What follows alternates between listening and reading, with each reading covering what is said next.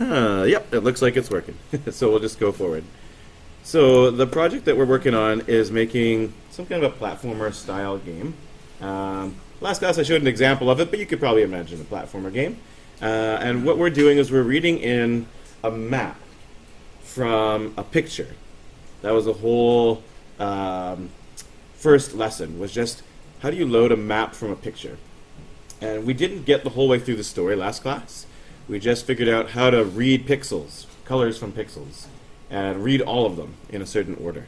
So I'm going to review that, and then we're going to go over how do we do something with that information. So I'll just show you the parts of the project. So first of all, in the sketch folder, I have a picture. And part of the project was just learning how to use paint. Many of us don't know. I forgot how to use it sometimes. For some reason, I can't seem to open it in... There's no open with. I don't know. Not sure what's happening. But I guess I could open it here and zoom in. Look at my super tiny picture. This one is a 5 by 10. I can't remember what we did last class. In my second block, I made a 5 by 10 example picture just to see if we could go in and read the pixels and see if we could kind of make sense of it.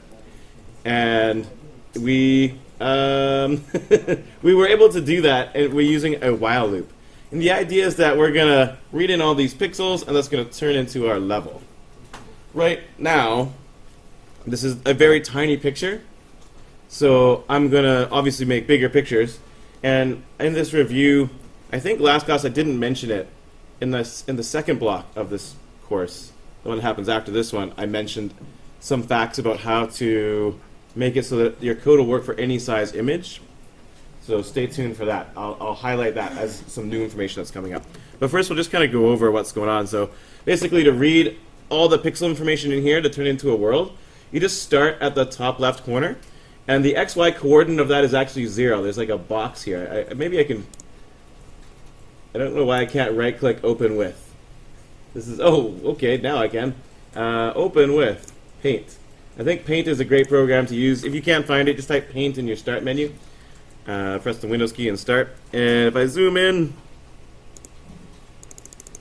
I have the grid lines turned on so you can actually see the different pixels in here. And let me just get a different tool. There we go. So this corner here is actually pixel 0, 0. And that's a bit confusing to think of. We don't really think of there being a box that represents 0, 0, right? Oh my gosh. Nauseating. I can't actually hold this. I just have to hold the mouse vertically so it doesn't like scroll. I'm able to turn it upside down. There we go.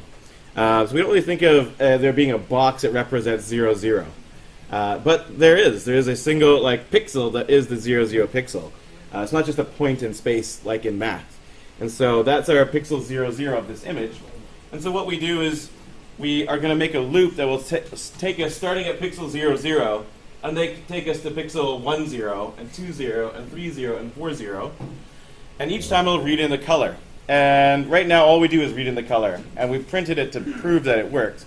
But that's sort of the first step, is kind of reading in the colors from the pixels. Eventually we'll get it so that when we read in a black pixel, we'll create a black F-box. That will be a thing we can step on in the world. You can kind of imagine this as some kind of platformer level, right? You can picture a little person like jumping up here and jumping up there and wall jumping to get over here, that kind of stuff. So that's kind of where we're going to go with this eventually. So eventually we'll get to 0, 0, 1, 0, 2, 0, 3, 0, 4, 0, and then we get to the end of the row. So then what we need to do is go back to the beginning and go down a row. And then we read in all these pixels. And then we go back to the next row and read in all these pixels. And so on. And so we just kind of go row by row reading in all the pixels. So last class we wrote a loop to do that. And we did some stuff on the whiteboard. I'll show you what it looks like in a piece of processing code. You probably know already if you finished the exercise last class. I've also added in some of the Fisica stuff too. But I won't pay much attention to that, although you will have to add that in there. So first of all, in this project that's going to load this image and analyze it pixel by pixel, first of all, you need a variable to load that image, and I'm calling it the map because it kind of represents sort of a map of where to put all the elements of the terrain. And then x and y are just variables for what pixel am I looking at. So that's the story. I put in some Fisica stuff as well that you'll get a little bit later on. You probably won't be able to type this down as fast as I have it up here, but I'll put it on YouTube and you'll be able to check it out. Some more Fisica stuff that you'll need eventually, but not super important right now. Here, of course, we have to load an image. That's just like it is in anything we've done in the past. Whether we're loading an animated GIF or just a picture to put on our start screens of our projects, same kind of idea. It's just a load image function. And then we can kind of move forward and use this this while loop here that I have. So from here, and I'll try to select it. Can't quite get it on the screen, but all this code here, oh, there, perfect. All that code there is the foundations of loading map and then analyzing it pixel by pixel. So I'll just go over again the different parts of it. And maybe I will end with the while loop condition. So the thing that we're kind of repeating over and over again is this line here. We're using the get function, which gets the color of a pixel from a particular picture. So the name of our picture is map. So we're saying map.get x and y. And x and y start at 0, 0, so we'll get the color of the top left pixel first. And then we're going to do stuff with it. But right now all we do is print. But eventually this will be like the heart of this whole loop. We're being pretty lame right now, but that's sort of what eventually will be. X++ is the next thing. That takes us to the next pixel in the row. It just moves us down the row. So it goes to the right to pixel 1, 0, and then pixel 2, 0, and pixel 3, 0, and pixel 4, 0. So it just moves us down the row. And then if we get to the end of the row, so if x is equal to the width of the picture, then what we do is we set it back to the beginning of the row and then go down to the next row. Y++ means go to the next row, essentially, with this. And that was the code that we wrote last class. The new thing here, I don't think I mentioned it in this block anyways, is instead of typing in the actual width and height, you can just use map.height and map.width. A pimage knows how big it is. You just type that in and it'll tell processing how big it is. So this will, in my case, return 10 and return 5. And that'll work out nicely. So there you go. That's basically what we did all last class. And at the end of class, I said, if you got that working, and you knew it was working because you could see what you were printing out and kind of count it out and see if you got the right pattern. So for me, I know it's 3 whites, a black, and a white. And so I got 3 whites, a black, and a white. These numbers don't really make sense. Like, why is white -1 and why is black -167 million something? But we could see that difference was happening, that pattern was happening in our printouts. So the print line was just to sort of see, did we read it incorrectly? And there you go. So now we're going to shift over to start making, instead of just like printing stuff out, to actually be making F boxes and putting them in a pattern that will look like our map, so that we get sort of these boxes aligned into these different patterns here. And I think I ended last class giving you a sneak peek at how that looks. I'll give you the same sneak peek again, and then we will kind of do the things ourselves. So this was right here. Oh, hi George. How can I help you? Yeah, I just need a piece of paper to write notes. Yeah, sure. I got a whole bunch in here. Yeah. Take as much as you like. All right. I'll take 2. Okay, yeah. There's many more. So this is the project that I started off with last class that we're eventually going to get. So it's actually a platformer game. Oh, we zoomed out in the in my last block, and as you can see, we've edited the pixels, and things are moving and all sorts of stuff. And there's a character that can jump up and down and run around. The physics are still based on the grid size being much bigger, so he can jump insane heights. But I just wanted to show you that these are all F boxes that have been loaded in. And here's just kind of what's going to happen. If we go to the load world functions, it's a little bit more involved than our example. But here's our loop. Do you recognize it? Here we go. We got int x equals 0 and y equals 0. Here's our y. Oh, I guess I didn't really go back to that, did I? Here's our while condition. Just making sure we haven't gone beyond the bottom of the image. Here's our map.getXy. Right? Look all familiar? And then at the very bottom, there's a bunch of stuff that happens. And at the very bottom, here's x++. Go to the next one in the row, next pixel. Here's the if statement to see if we got to the end of the row. Go back to the beginning and go down a row. Like all that stuff is still there. So what's in the middle? What's the new stuff? And it's these if statements.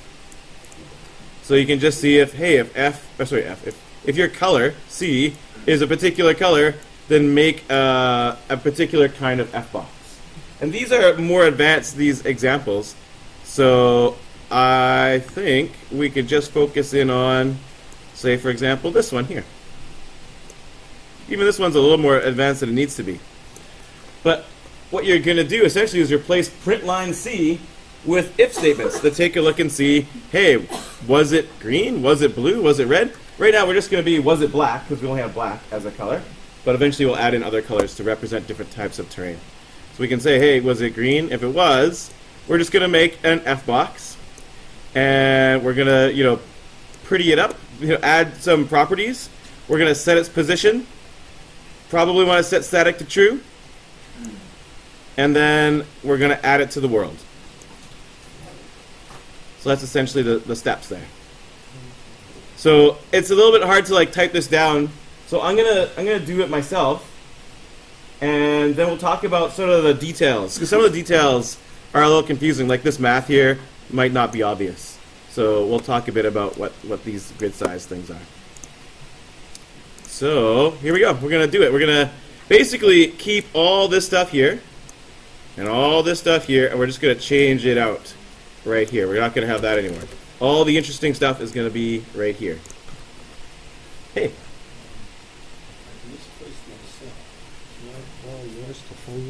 I don't think I have mine handy. You can check the office. It might be in there.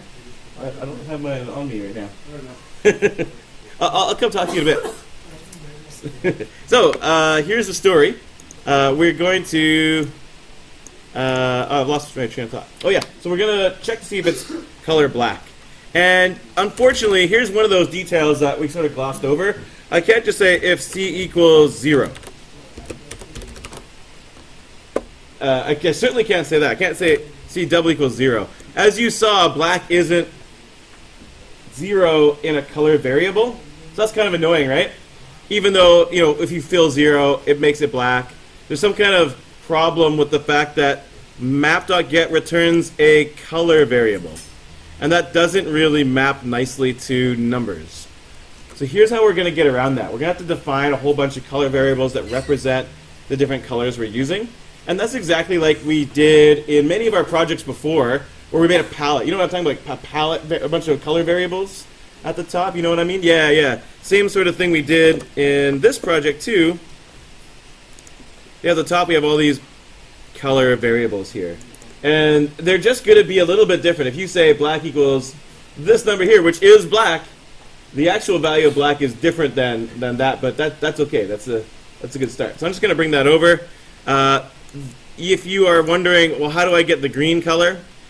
How do I know exactly what green is green in Paint? Take a look. You can do it pretty easily. If you select a color, say green, I'll zoom in so you can see it a bit better. So you select green and you're like, okay, I want to draw some green pixels, and that's going to represent, I don't know, like a pipe or something like that. Then if you go over here to edit colors, then it'll have that green and it'll tell you the red, green, blue values for it. I wouldn't use hue saturation and luminosity or brightness. I would use red, green, blue. And then what you can do with that information is you can plug it into something like this to make that color so that when you say the word green, you mean the same green as what's in Paint, so that your code knows exactly what green to look for. This is actually a major stumbling block. Many people will go and do this code and will get it correct, but will get the wrong color and it won't work.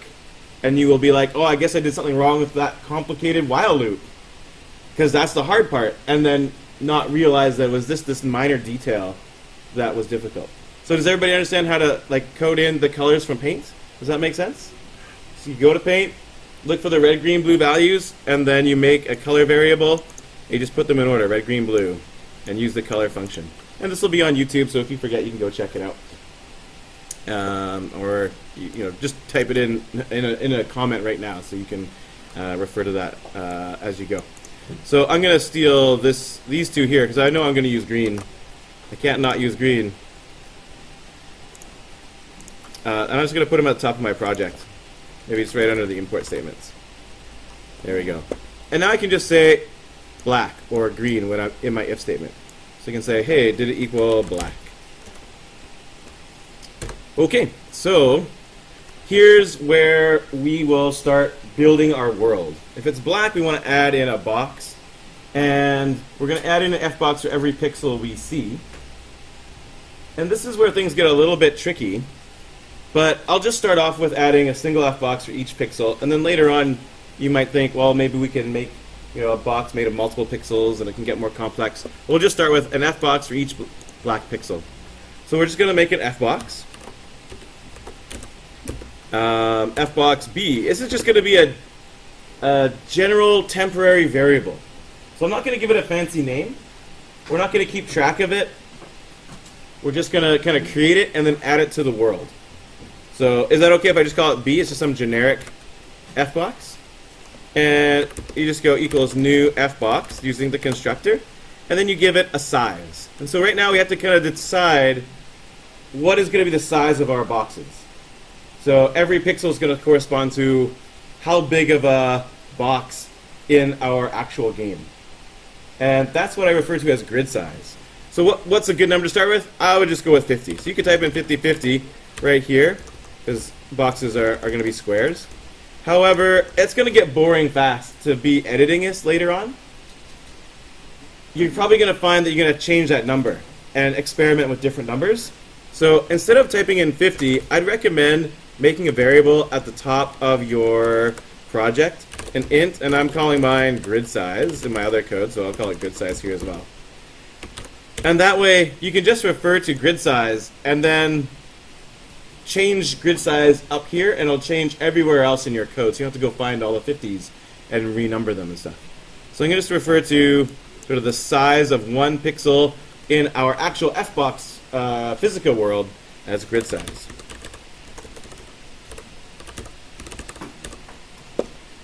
All right.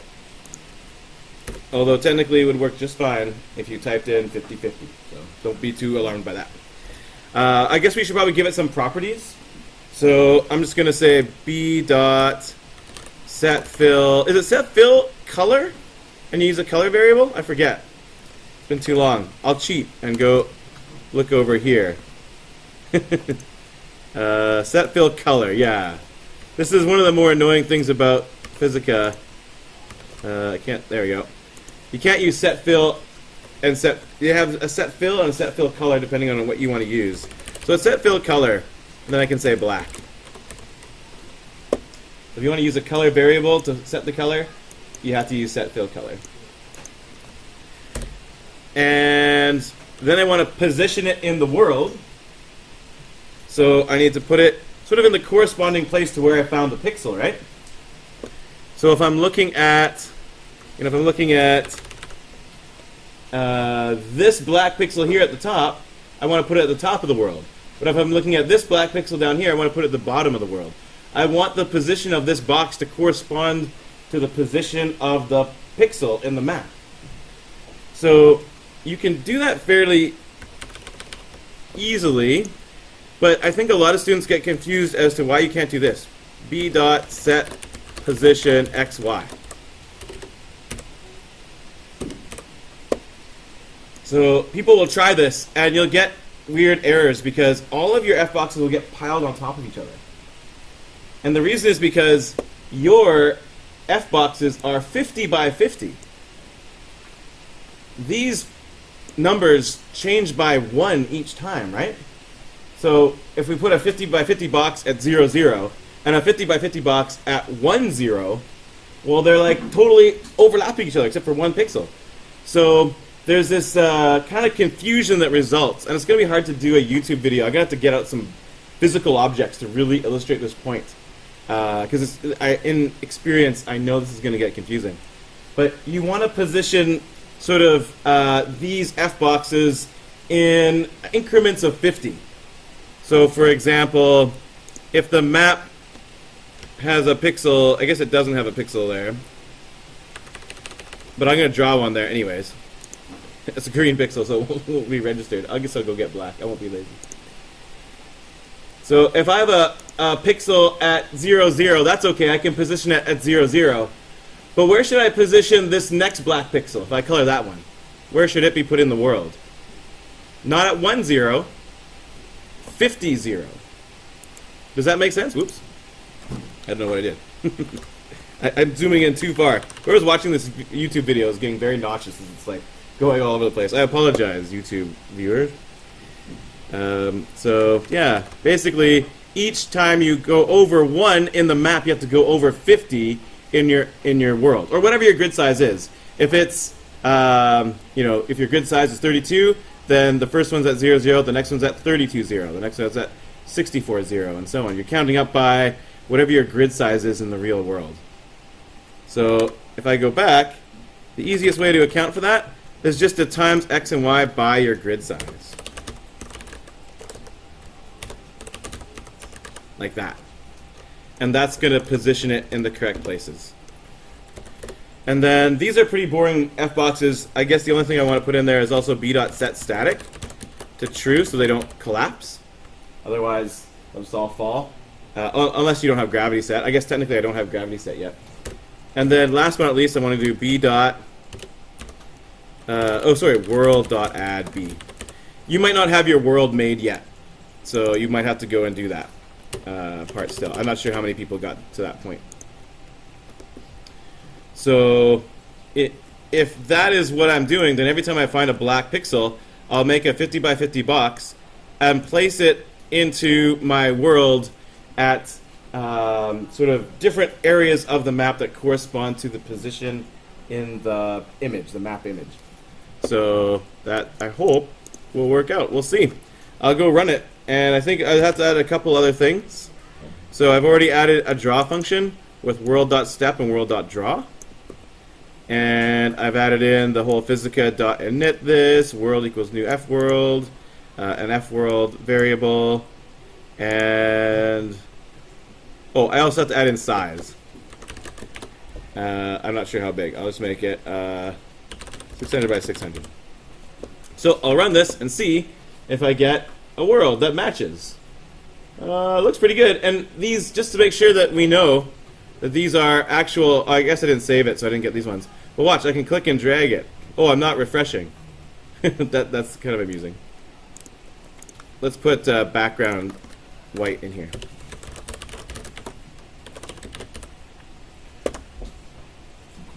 But it's like they're actually F boxes here. And they're sort of set to draggable still. So they're actually F boxes that are put into the world in the right pattern. So that worked out nicely. Now that's a pretty big grid size, but that's okay. That's a good start. And if you can get that part working, then you've gone a long way towards making a platformer project. So is there any questions about how to make this happen? I'll zoom out here a bit so you can see sort of the whole code in one screen. Although you won't be able to read any of it because it's too small probably. Let me try again. Preferences, we'll try 24. Hey, that actually almost is legible. So there you go, there's our whole while loop. Still the same stuff in terms of like grabbing the color, the condition, the way we move around in our map. But we've added in this if statement for what we do when we encounter a black pixel, which represents some kind of wall or floor or brick in our platformer game. So we're just making F boxes and adding them to the world in the corresponding place in our world that matches where our map tells us to put it. And then of course you have to add in your Fisica trappings to make a Fisica project work. So this project will not really be a platformer until we add a character in. So I guess what we should do is just kind of get set up for this. So go ahead and make yourself a simple test program like this, or a simple program that works just fine. Use your like tiny little map. And then once you have proven that it works and you're able to load F boxes into a sketch, and you can see them in your window, then make yourself a more elaborate world. And make a couple of different colors. Try making some green boxes and maybe some blue boxes, just to see if you can make it happen. And then read them in and have multiple if statements for each color. So have if statements for the green and the blue as well. Don't worry about making them actually represent water or actually represent monsters or something like that. Like just read in different colors and see if you can process them slightly differently. Just give them different, image or something. Oh, here's one easy thing you could do. Make, oh no, I guess without a character it won't matter. So never mind. And we'll talk a bit about how we can make it a little more interesting as we go forward as well. But for a start, just get your basic simple image you drew last class, get that to load, and then go try to make a more fancy level with multiple colors. Like, for example, this is what that level looks like that I was showing in my example program. Got some towers, got a border around it, that kind of stuff. For your more fancy image, be careful not to make it too big. If you make it, like this is 80 by 100, and it's mostly empty space. If you make it too big, Fisica will reach its limit to the number of F boxes it can contain. And if you can figure out how to change that limit, and if anyone on YouTube is watching and figures out how to change that limit, please let me know. I have searched for 2 years. The documentation says there's a file somewhere with a bit of text that we can change and up that number, some kind of configuration file. I have yet to find that file. So let me know if you figure it out. And then we can have more F boxes. But as it is right now, we'll have a limited number. So this is probably about as big as a level can be right now, although I am being very wasteful with my pixels. This pillar does not have to be like 6 pixels wide. It could be 1 pixel wide and still be a pillar. So this is like a little bit wasteful in terms of using our F boxes. We don't actually have to have a 6 pixel wide border all the way around everything. We could just use world.edge and that would work just fine. So go ahead and try and create something along those lines and let me know how it goes and call me over if you have questions.